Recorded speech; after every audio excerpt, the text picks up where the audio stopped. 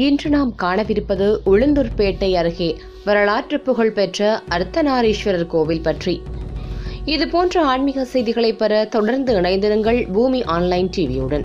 உங்கள் பகுதி ஆன்மீக செய்திகளை இடம்பெற 7708599599 என்ற எண்ணை தொடர்பு கொள்ளவும். ராஜராஜ சோழன் எலவனாசூர் கோட்டை வழியாக படைசூழ போருக்கு செல்லும் போது மண்டியிருந்த புதரில் சலசலப்பு கேட்டது. எதிரி தன்னை மறைந்திருந்து தாக்க இருக்கிறான் என்று குதிரை மீது இருந்தவாறே புதர்களை வெட்டி கொண்டே வந்தான்.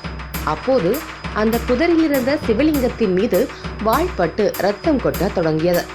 உடனே வாளை கீழே போட்ட மன்னன், ஆண்டவனே, தெரியாமல் பட்டுவிட்டது, எதிரிதான் என்னை தாக்க வருகிறான் என்று எண்ணி வாளால் புதர்களை வெட்டினேன் என்றான். தவறு செய்து விட்டேன் என்று வருந்தினான் மன்னன்.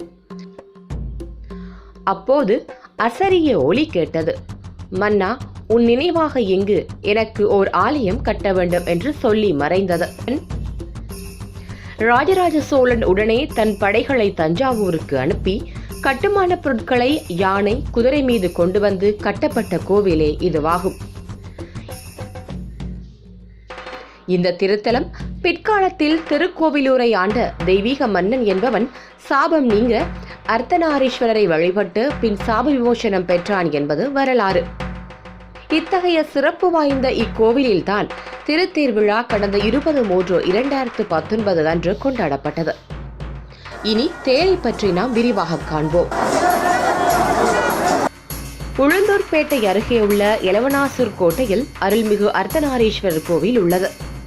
வரலாற்று புகழ் பெற்ற இந்த கோவிலில் பல 100 ஆண்டுகளாக பங்குனி தேரோட்டம் வெகு விமர்சையாக நடைபெற்று வந்தது. இந்த கோவிலின் திருத்தேர் சிதிலமடைந்ததால் கடந்த 75 ஆண்டுகளாக தேரோட்டம் நடைபெறாமல் இருந்து வந்தது.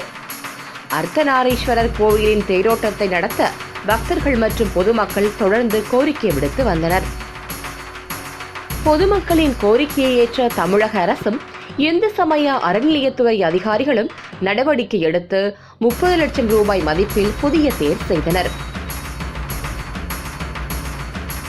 இந்த தேரின் வெள்ளோட்டம் கடந்த ஆண்டு நடைபெற்ற நிலையில் இந்த ஆண்டுக்கான பங்குனி தேரோட்டம் கடந்த 23/2019 புதன்கிழமை காலை வெகு விமர்சையாக நடைபெற்றது. மலர்களால் அலங்கரிக்கப்பட்ட திருத்தேரில் அர்த்தநாரீஸ்வரர் உற்சவமூர்த்தியாக காட்சியளித்தவாறு தேரோட்டம் வீதிகளின் வழியே நடைபெற்றது.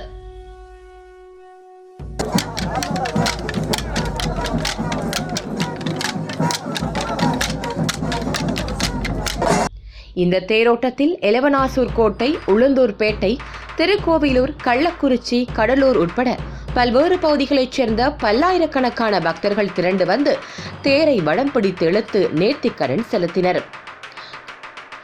கடந்த 75 ஆண்டுகளுக்கு பின்பு நடைபெற்ற இந்த தேரோட்டத்தை கண்ட பக்தர்களிடையே பெரும் மகிழ்ச்சி ஏற்பட்டுள்ளது.